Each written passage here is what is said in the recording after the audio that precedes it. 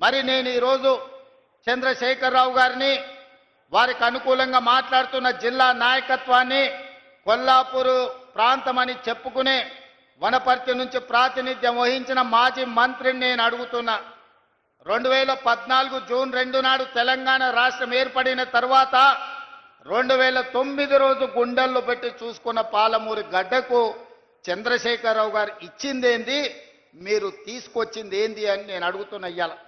ఇవాళ ఇదే కొల్లాపూర్ ప్రాంతంలో ఇంతకుముందు పెద్దలు జూపల్లి గారు చెప్పినారు, కింద నుంచి చప్పట్లు కొడుతున్నారు, నేను వింటున్నా.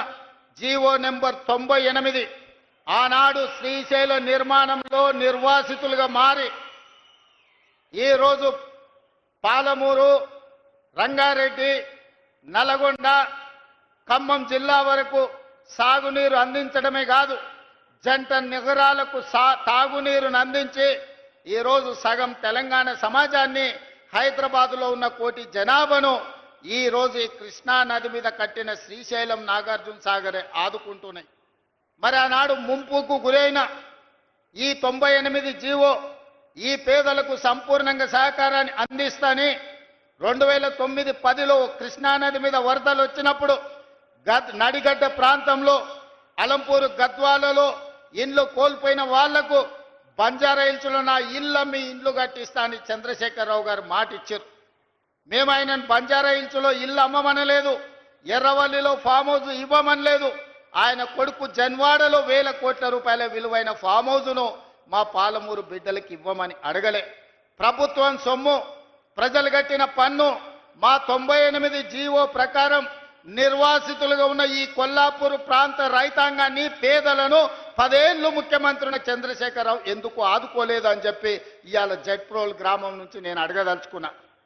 నిజంగానే ఈ పాలమూరు జిల్లాకు మేలు చేసి ఉంటే, ఈ కొల్లాపూర్ ప్రాంతాన్ని అభివృద్ధి చేసి ఉంటే, ఇవాళ నేను ఇక్కడికి వచ్చినప్పుడు 98 జీవో నిర్వాసితులు అన్నా దశాబ్దాలు దాడుతున్నాయి, మా కుటుంబాలు, పిల్లలు పెద్దోళ్ళైనరు, పెద్దోళ్ళు ముసలోళ్ళైనరు, ఈరోజు సమాధులకు పోయి శవాలుగా మారినరు. మా సమస్య మాత్రం శాశ్వతంగా, జటిలంగా అట్లనే ఉన్నది, మా సమస్యకు పరిష్కారం చూపించమని ఈరోజు అడిగే పరిస్థితి ఎందుకు వచ్చిందని నేను అడుగుతున్నా.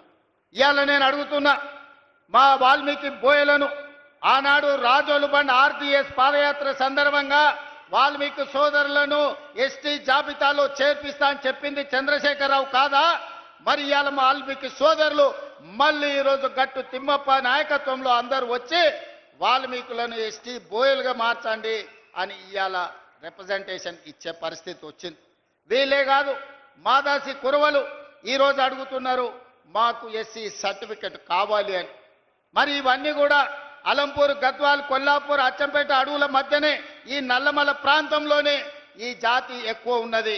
ఈ జాతికి ఎందుకు న్యాయం చేయలేదు చంద్రశేఖరరావు? ఈ ప్రాంతం నుంచి ప్రాతినిధ్యం వహించిన వాళ్ళని నేను అడుగుతున్నా.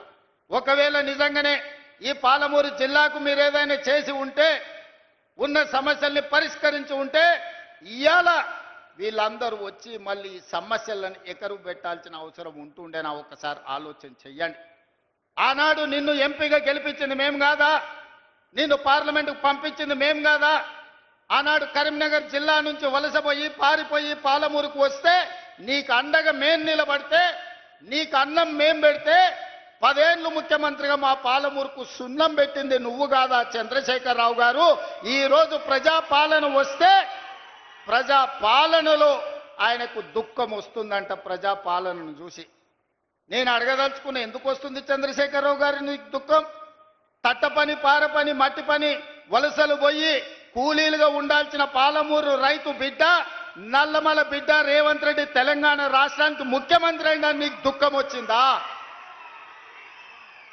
లేకపోతే మా దళితులేమో చెప్పులు కుట్టుకోవాలి, మా యాదవులేమో గొర్రెల్ని పెంచుకోవాలి, మా ముదిరాజు సోదరులు గంగపుత్రులు చేపలు పట్టుకోవాలి, మా గౌడన్నలు ఈదులు గీసుకోవాలని నువ్వు పథకాలు తెస్తే, మేము ఈనాడు మా దళితులు, మా యాదవులు, మా గౌళ్ళు, మా ముదిరాజులు, మా వాల్మీకులు, మా మాదాసి కురువ బోయల పిల్లలు చదువుకోవాలి.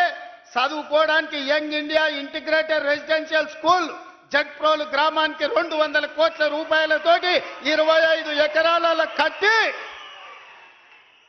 చెప్పులు కుట్టుడు, చేపలు పట్టుడు, ఈదులు గీసుడు, గొర్రెలను పెంచుడు మా తాతలు ముత్తాతలు వాళ్ళ తాతలు కూడా ఆ వృత్తిలో వచ్చారు. ఇవాళ మా పాలమూరు జిల్లా మేలుకొన్నది.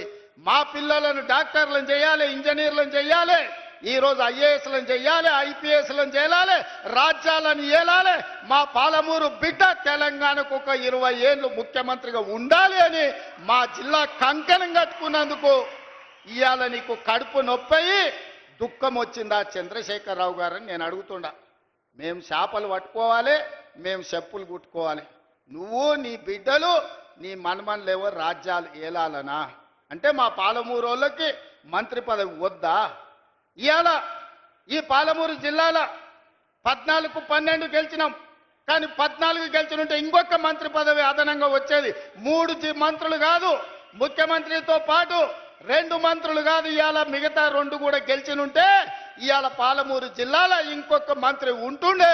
పాలమూరు జిల్లా నుంచే తెలంగాణ రాష్ట్రాన్ని పాలించి దేశానికి ఆదర్శంగా నిలబడే పరిపాలనని ఇవాళ అందించుండే వాళ్ళం. ఎందుకయ్యా నీకు దిక్కుం?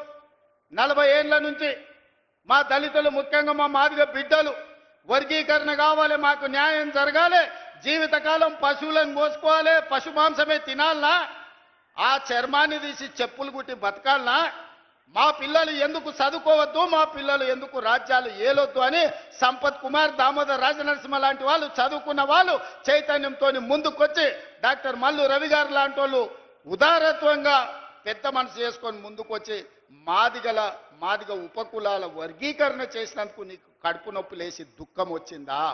ఎందుకంటే ఇవాళ ఇప్పుడే దామోదర్ రాజనరసింహ గారు చెప్తున్నారు, ఈసారి పిల్లలకు ఎడ్యుకేషన్లో, మెడికల్లో, నర్సింగ్లో చాలా సీట్లు వచ్చినాయి.